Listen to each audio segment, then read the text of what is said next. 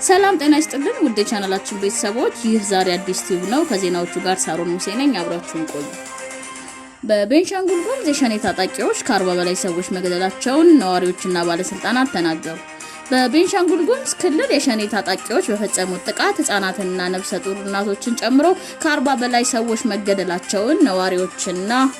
የአካባቢው ባለስልጣናት ለቢቢሲ ተናግረዋል ታጣቂዎቹ ጥቃቱን በምዕራብ ኢትዮጵያ በምትገኝ ቤንሻንጉል ጉሙዝ ክልል ቡለን ወረዳ በኩጂ ቀበሌ ውስጥ የፈጸሙት ህዳር 13 2018 ዓ.ም ነው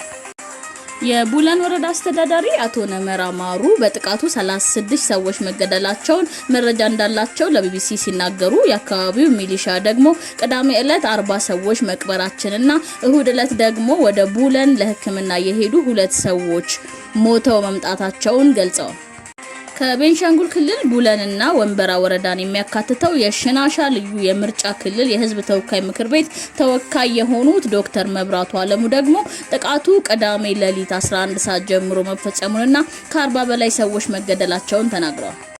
የምክር ቤት አባሉ ዶክተር መብራቱ ለቢቢሲ ሲናገሩ በኩጂ ቀበሌ ከተማ ነዋሪዎች ላይ እንቅልፍ ላይ ያሉ ታጣቂዎች ገብተው ተኩስ መክፈታቸውንና ነዋሪዎች ተደናግጠው ሲወጡና በተኙበት ያገኟቸው ላይ ግድያ ፈጽመዋል ብለዋል ቢቢሲ ያናገራቸውና በጥቃቱ የቤተሰባቸው አባሎች የተገደሉባቸው አንድ ግለሰብ ታጣቂዎቹ 41 ሰዎች መግደላቸውን እንደሚያውቁ ተናግረዋል በአጠቃላይ በጥቃቱ ጉዳት ደርሶባቸው ለህክምና ሄደው የሞቱትን ጨምሮ ቁጥራቸው ወደ 42 የሚሆኑ ነዋሪዎች በጥቃቱ መገደላቸውን ቢቢሲ ያነጋገራቸው የአካባቢው ነዋሪዎችና ባለስልጣናት ገልጸዋል የህዝብ ተወካዮች ምክር ቤት አባሉ እንደሚሉት ታጣቂዎቹ በኩጂ ከተማ መሃል በመግባት የፈጸሙት ጥቃት ወደ 40 ሰዎች መገደላቸውን ቆስለው ሆስፒታል ከገቡት ውስጥ የሞቱ መኖራቸውን መስማታቸው ለቢቢሲ ተናግረዋል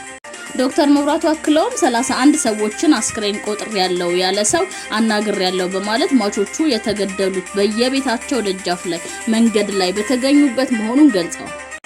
መንግስት በሽብርተኝነት የፈረጀውና ሸኔ ብሎ የሚጠራው የኦሮሞ ነጻነት ሰራዊት ታጣቂ እንደፈጸሙት በተናገረው በዚህ ጥቃት ከ1 አመት ህፃን ጀምሮ እስከ 80 አመት አዛውንት ሴቶች ነፍሰ ጡሮች እንደሚገኙበት የምክር ቤቱ አባላት ተናግረዋል ነገር ግን ከ40 በላይ ሰዎች የተገደሉበትን ይህንን ጥቃት በተመለከተ ከቤንሻንጉል ጉሙዝ ክልልም ሆነ ከፌደራል መንግስት እስካሁን የተሰጠ አስተያየት የለም